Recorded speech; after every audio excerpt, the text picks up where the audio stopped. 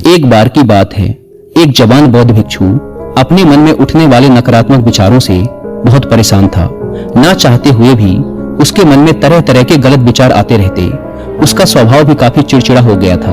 वह बात बात पर गुस्सा हो जाता, दूसरों के प्रति जलन और नफरत की भावना रखता, लोगों की बुराई करता और अपने मन में तरह तरह की नकारात्मक कल्पनाएं करता। वह अपनी इन सब बुरी आदतों से बहुत परेशान हो चुका था। उसने बहुत से तरीके आजमाए, बहुत प्रयास किया अपने अंदर के इन बुरे विचारों को खत्म करने का, लेकिन कोई भी तरीका काम नहीं कर रहा था। अंततः एक दिन परेशान होकर उसने अपने गुरु के पास जाने का निर्णय किया। गुरु एक बहुत ही बुद्धिमान और आत्मज्ञानी व्यक्ति थे। जवान भिक्षु ने गुरु से पूछा, गुरुदेव, मैं अपने मन से इन नकारात्मक विचारों को कैसे खत्म कर सकता हूँ? गुरु ने उत्तर देते हुए कहा, नकारात्मक विचार बादलों की तरह होते हैं जो कि साफ आसमान को धुंधला बना देते हैं। अगर तुम्हें साफ आसमान देखना है तो पहले इन बादलों को हटाना पड़ेगा। ठीक इसी प्रकार अगर तुम अपने दिमाग से नकारात्मक विचारों को खत्म करना चाहते हो तो सबसे पहले तुम्हें इन नकारात्मक विचारों के मूल कारणों को पहचानना और उन्हें नष्ट करना पड़ेगा।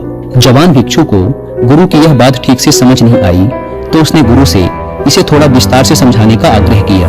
तब गुरु ने शिष्य को एक कहानी सुनानी शुरू की। एक बार एक व्यक्ति जंगल से गुजर रहा था। तभी उसे रास्ते पर एक सर्प दिखाई पड़ा। सर्प को देखते ही वह व्यक्ति डर गया और वहां से भागने लगा। जैसे ही वह दौड़ा, उसका पैर एक पत्थर से टकरा गया और वह वहीं गिर पड़ा। उसने खुद को बुरी तरह घायल कर लिया था। जब वह उठा और पीछे मुड़कर देखा तो पाया कि वहां कोई सर्प नहीं बल्कि सर्प के आकार की एक लकड़ी थी जो कि रास्ते पर पड़ी हुई थी।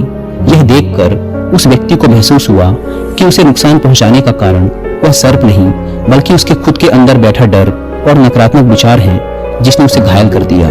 कहानी खत्म करते हुए गुरु ने उस जवान भिक्षु से कहा, मन के नकारात्मक विचार इस कहानी के सर्प की भांति हैं, जो तुम्हारी परेशानी का मूल कारण नहीं है बल्कि तुम्हारी समस्या का मूल कारण तुम्हारे अंदर बैठा डर, हीन भावनाएं और अतीत के बुरे अनुभव हैं, जो कि नकारात्मक विचार, गुस्सा और द्वेष के रूप में बाहर आते हैं। इसीलिए अगर तुम्हें अपने मन से नकारात्मक विचारों को खत्म करना है तो इसके मूल कारण को पहचान कर उसे नष्ट करना होगा। अब हम इस कहानी को अपने जीवन में कैसे लागू कर सकते हैं, इसके लिए कुछ प्रैक्टिकल टिप्स हैं। पहला, माइंडफुलनेस यानी जागरूकता का अभ्यास करो। अपने विचारों और भावनाओं के प्रति जागरूक रहो। देखो कि आपके भीतर क्या चल रहा है, आप अपने आसपास की घटनाओं पर क्या प्रतिक्रिया देते हैं। साथ ही मन में उठने वाले हर नकारात्मक विचार के कारण का पता लगाने का प्रयास करो। दूसरा, अपने अतीत की बुरी यादों, बुरी घटनाओं और बुरे अनुभवों को स्वीकार करो और खुद को व दूसरों को माफ कर दो। तीसरा, आभारी रहो। अपने जीवन के सकारात्मक पक्ष पर अपना ध्यान केंद्रित करो और आपके पास जो कुछ भी है उसके लिए इस ब्रह्मांड का आभार व्यक्त करो।